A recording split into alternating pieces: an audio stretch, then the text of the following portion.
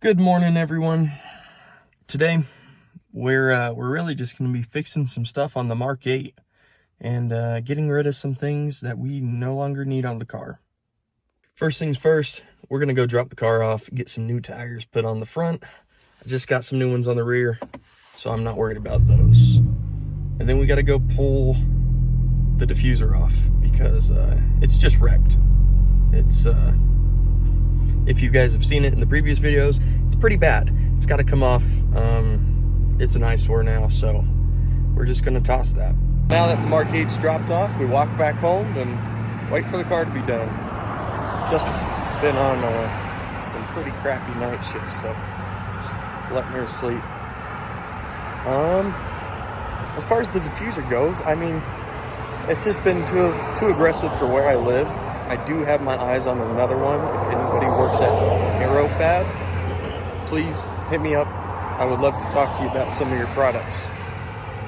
The next clip you see, we'll be picking up the GTI and going and taking everything off. Well, I was going to go ahead and get started on the Mk8, but we're actually going to do a little bit of paint work to this Camaro real quick, and then we'll get started on the Mk8. I'm going to go ahead and bust this out. This is for Casey's cousin. This is his SS. Nice car, a little big for me. Sitting in it, I feel like I'm being swallowed. So I'm gonna go ahead, get that done. Then we'll jump to the Mk8 and talk about some more things there. Now got the car in here, go ahead, get it jacked up, and we can finally take off this diffuser that I have unfortunately beat the crap out of. But like I said, if anybody has any contacts at AeroFab, by all means, hit me up. I would love to run their new chassis mount rear diffuser. Maybe some of their other products. Just saying. That's all I'm saying.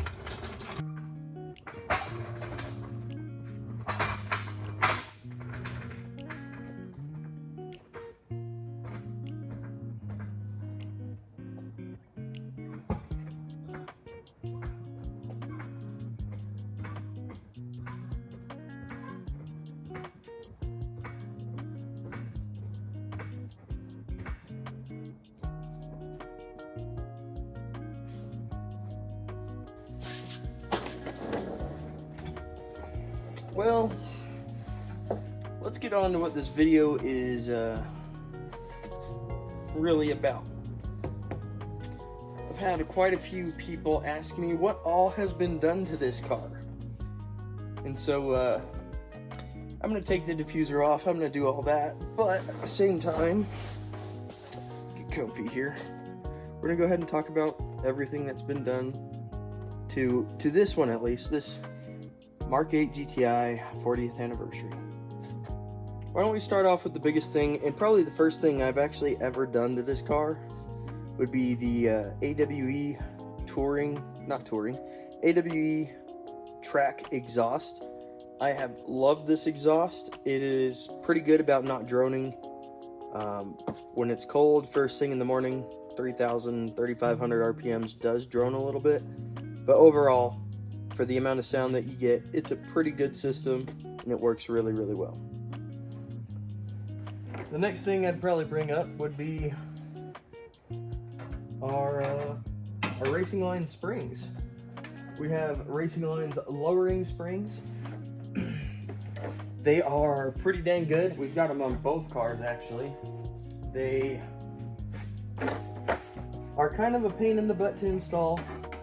More so on the fronts. The rears are super easy. If you have access to a lift, it makes it 10 times better putting those guys on. If not, still definitely doable on the ground. It does add a little bit of time as you're moving around getting things reset up, but overall, love them. They ride pretty good. And I believe it's about an inch and a half drop, something along those lines. Once they have settled and all said and done, I'm pretty sure that's about where they sat. Sorry, the hardware for this diffuser is standard, and I'm not very familiar with standard stuff, so It's taking me a second to figure out what I need. Along with our lowering springs, a pretty obvious one is this set of wheels. These are Rohana RFX 11s. I believe they are 19 by 10 plus 30s, if I'm not mistaken. They look really good on the car, but the problem is they're just a little bit too wide. If you will focus, I don't know how well you can tell. Yeah, they're a little bit too wide. They stick out too much for my taste, and even with rolled fenders, they still kind of hit on things on the inside. Luckily, I didn't really buy these. I mean, I did, but not at $2,000 for a set. They were hand-me-downs from my brother-in-law. So, I mean, it still sucks because it's beat up the car, but at least I'm not out that much money. I do like the width of the tires with them. I think it looks really good. I just wish that the offset was a little bit less aggressive. To tidy up everything in the rear, we have the 034 Motorsport sway bar, and it does not want to focus. We have the 034 Motorsport sway bar and their sway bar mounts, which are greasable. If you look really closely, we have racing line camber arms right there. Both of those I am pretty happy with. The sway bar I'm very happy with. I think I actually might end up adjusting it up one more setting, just to tighten it up a little bit more. It feels great, but eventually I will do the front as well. You have to drop the subframe, so I'm waiting until we do a clutch so I can do that. Rear sway bar, absolutely recommend. If you haven't done it and you're thinking about doing it, go ahead and do it. Just trust me, it'll be worth it. The camber arms, we were hoping to kind of make the rear end feel a little bit more solid, which I should have done the sway bar first, and then at the same time hoping to pull my tires in just enough to not rub, but it wasn't quite enough. Of course, I didn't camber the crap out of it, but it wasn't enough to sit where I wanted it and to look good. For those camber arms, if you're going really low, absolutely, I would recommend. If you're not, then I mean, you definitely do get adjustability over your camber settings. You can set it up how you want, but if that's not a big thing to you, I really wouldn't worry about it. Well, that diffuser is finally off, and it looks naked. It's missing something. But now we can go ahead, work our way to the front, pop the hood, and show you the rarest part I have on my GTI. And that would be our factory engine cover. We finally got the recall for that, and they put it on. So yeah, now it's not naked anymore. On a real note, our Unitronic forged carbon intake, and that's probably one of my favorite pieces of this car. It sounds absolutely great. It looks even better, and it uses factory ducting inside the front grille radiator support, if that's what you want to call it. It's just a really nice unit, and it's good quality, and it's held up. I was worried about it yellowing for a bit. It hasn't yet. Not to say that it won't ever. Carbon fiber kind of does that with time, but as it sits right now, absolutely beautiful, great sound. 10 out of 10 would recommend. They do have a regular like a 2x2 twill carbon that they sell this in. If you're not a huge fan of forged, totally get it. But this one, I really wanted to get the forged intake for it, so I did. Speaking of Unitronic, we are also rocking their intercooler. Of course, we probably won't be able to see it too well because it's tucked back yonder. That was a nice upgrade, little time consuming, not too hard. It was actually easier than I anticipated. If you've worked on cars for a little bit, you absolutely can can manage the intercooler. So don't stress yourself out about that if that's something you've been thinking about. But it's just a little bit of peace of mind. Keep those intake temps down, and pre-ignition, I've heard it helps with oil temps. I personally haven't seen that, at least on my driving, but prevent heat soak and keep you making consistent, reliable power. And other than our Unitronic software, our hardware, we are also running their E85 Flex Tune Kit, which is pretty cool. That is a really nifty unit.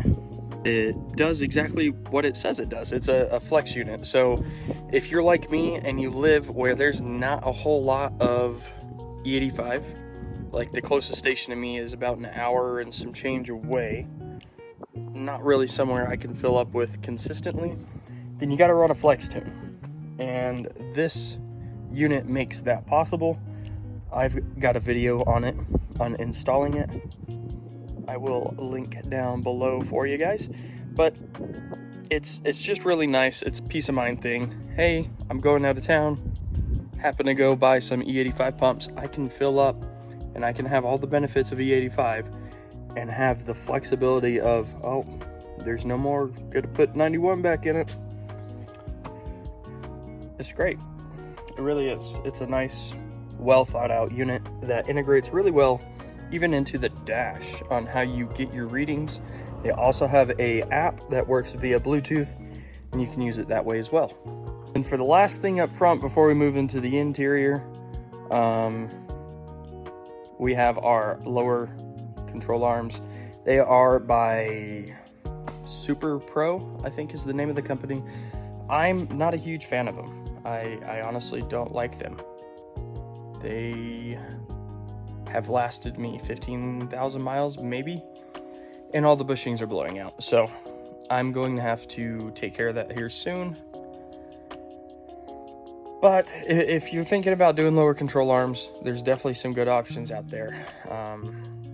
I don't know if I just got a crappy batch with a crappy bushing, or what happened, but mine just have blown out. I will not be using the Super Pro on my new control arms. I'll be switching brands and possibly going for spherical bushings. If I do that, it'll be pretty cool. Have full adjustability over everything and show you guys that process, because that'll be a learning experience for myself as well. I've never put just spherical control arms into anything. That'd be a first for me. Actually, I take that back. I did put Voodoo 13 rear control arms in the STI because the sway bar in that car kept ripping out the mounts, and those were just the nicest, beefiest ones I could find. And now, pretty much for the last thing we've got done to the car is our Revin shift, pretty much shift assembly. It's not just a shifter. It's really nice. It's pretty crispy. It's got good sounds, good feel. And the reverse lockout is more normal. Instead of just pushing down, you just pull up on the collar and go right into reverse. And then I do have that paired with a new speed boomerang that I have on the lowest setting. Not the shortest throw, just the longest. Not the shortest throw, but the longest throw. The shortest setting. The shortest difference from factory setting. That's what I'm trying to say. It's a really nice unit. I had a little bit of trouble myself installing it, but that was on me, not the actual product itself. And so overall, nice unit. I do have a discount code for them if you're interested. If this is a route you're thinking of going, I will leave that down in the description below. And with that, guys, that's where we're gonna leave off on today's video. I hope you guys have enjoyed it. I hope it answers your questions you guys have been asking on what all's been done to this. There's no longer a diffuser done to it. Aerofab, come on. Let's make it happen. But we no longer have to hear it scrape on everything. If you've liked the video, go ahead, scroll down, like the video, leave a comment, let me know what you thought. Let me know if you have any more questions. And last and not least, hit that subscribe button. Come back next week for more videos. We'll be here. So with that being said, I'm Austin. This is Octane Media. Stay tuned.